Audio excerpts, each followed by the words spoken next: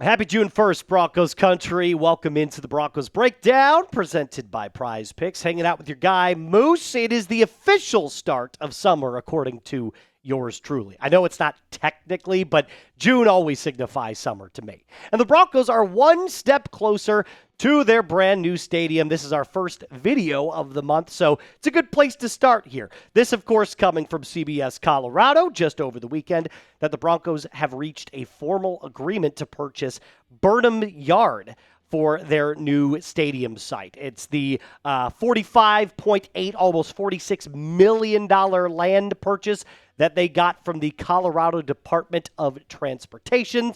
And this, of course, is the first step in the process of getting your brand new stadium. Trust me, I'm in the process right now of buying my own home, and the mountain of paperwork that you have to sign over and stuff like that, it's all part of this process. But eventually, you're going to end up calling a new spot your home. And I'll be the first one to say it. I love Mile High.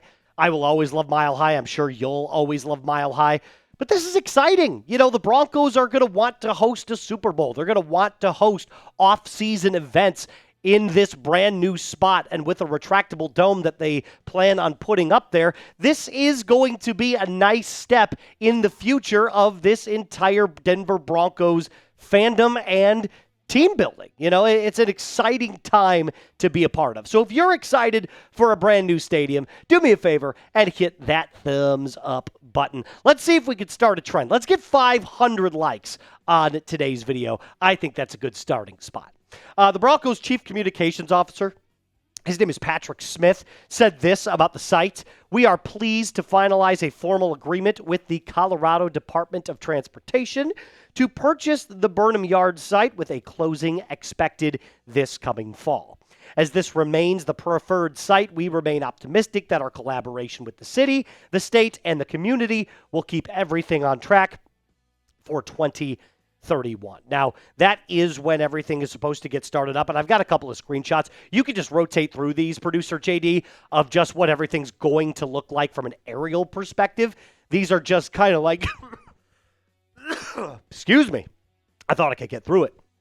These are just kind of what we're looking at in terms of like just the screenshots, the helicopter view, bird's eye view of where this construction site is going to be built, which is very nice. It might not look like the sharpest of places, but when everything's said and done, I think the Broncos are going to build one hell of an entertainment district. Now, speaking of which, it's not just the stadium that they're building, right? The land costs $45.8 million, which, believe it or not, isn't the craziest amount of expensiveness that I would think, because you would think that this would go well upwards of $100 million, but the expected opening date of the new stadium and the new site of everything is in 2031. You get a new stadium with a retractable roof and an entertainment district. So there's going to be some bars, some restaurants, everything that you need to take in the full fandom experience when you're going to a Denver Broncos game. Mile High Report has been all over this, by the way, so I want to give them credit where credit is due for their reporting on everything.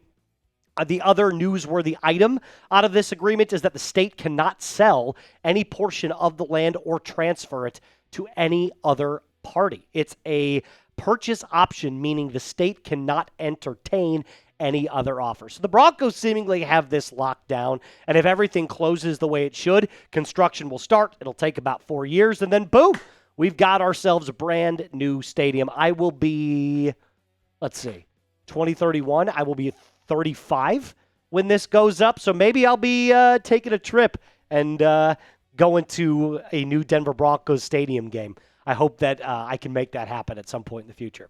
So how excited are you for the brand new Broncos stadium? Scale of 1 to 10. It's got to be an 8 or 9 for me. It's not a 10 right now because it is still so far away, so we've got another couple of seasons before anything really happens, but we're really excited for everything here at the Broncos Breakdown. Now, I've got more things coming up your way, mostly with NFL news. My apologies, guys. Jesus. Mostly with NFL news that we've got for today, like some A.J. Brown stuff that we'll touch on here in a little bit. Before that, though, I do have to remind you guys, today's episode is brought to you by our friends over at Prize Picks. The NBA Finals begins officially Today, JD Spurs against Alper's New York Knicks. I know, it's a crazy matchup. And if you want to get in on all the real cash while watching sports, you got to do so with Prize Picks. So whether it is basketball that you're watching, baseball, golf, hockey, tennis, football is right around the corner. Download the Prize Picks app today and start playing today. They've got a variety of new features that you can choose from. Now, this is not one of the new features that they've got here. They've basically got a $10 lineup that pays out $40. So all you do is pick the more, you pick the less, you lock it in, and you watch your money multiply. It really is that easy. And look, you can even get a refund if you want. Just slide for that when you're playing on Prize Picks. So do Uncle Moose a favor. Download the Prize Picks app today. Use code HMA to get $50 instantly in lineups when you play your first $5 lineup. Again, that's code HMA to get $50 instantly in lineups when you play your first $5 lineup. Prize Picks. It is good to be right. So, the elephant in the room right now has nothing to do with the Broncos, at least not yet. Evan Lazar saying that the A.J. Brown deal is set to happen today at officially 4:01 p.m. Eastern Time, 3 p.m. Central Time, 2 p.m. Mountain Time. What's Moose's one-word reaction to all this nonsense? I don't really care. I mean, it's the Patriots, right? We don't like the Patriots. I've never liked the Patriots in my life. And, you know, you shouldn't either, although it does mean some juice. And if these two teams end up meeting in the AFC Championship game, you will see A.J. Brown. But to me, it's essentially this. All of this you're doing to compete with the Denver Broncos and one Jalen Waddle. Now, you could argue that A.J. Brown's a better player than Jalen Waddle. I would disagree with that. I think it's up in the air. It's up for debate. Personally, I think they're both wide receiver ones, but the Broncos have such a loaded roster. And I think if it weren't for a Bo Nix broken ankle, we absolutely beat down on the New England Patriots. It just so happened that the most important player on offense wasn't playing, and they only beat us by 3. Go figure. But if we were to go back to Jalen Brown, Jalen Brown, that's basketball now, Jalen Waddle and A.J. Brown, you can't convince me that these numbers aren't very similar. And think about what they're both going up against. A.J. Brown played with a quarterback that rarely threw the ball, and Jalen Waddle played with a bad quarterback in Tua. So I think they're pretty safe to say that, like, given good quarterback play, Drake May and Bo Nix, both of these players will end up having much better seasons. And the reason that this A.J. Brown trade has not happened yet is all because of the dead money. If you traded him pre-June 1st, they would have had to take on $43.5 million of dead cap. After June 1st, at that deadline at 3 p.m. Central Time, it's $16.35 million, so significantly less. But then they do have to take on some additional dead cap money. The Eagles do $27 million in 2027. Now, none of this means anything for the Denver Broncos, except for the fact that it is the start of the post-June 1st signings, meaning the Broncos can get pretty active today now that they have more cap space available. We have $25.6 million now in the bank, which was just $18.6 a day ago. All good things. We get another $8 million from the Dre Greenlaw cut. That was a post-June 1st designation.